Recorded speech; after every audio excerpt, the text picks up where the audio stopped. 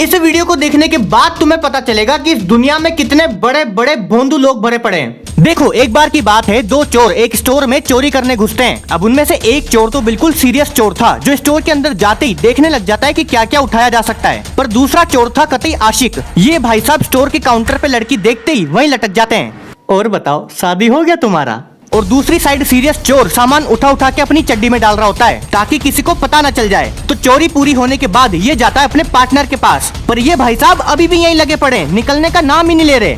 तुम्हें करेले की सब्जी पसंद है? मुझे भी बहुत पसंद है। नहीं पसंद? मुझे भी नहीं पसंद। अब ये दूसरा चोर बहुत देर तक यहाँ खड़ा रहता है कि कब इसका बाबू सोना कुचू पुचू खत्म हो तो यहाँ से चलें। और आखिरकार बहुत देर बाद ये वहाँ से निकलते हैं, पर सामान चड्डी में छुपाने के बावजूद भी ये पकड़ में आ जाते हैं कि इन्होंने चोरी करी है। बताऊं कैसे?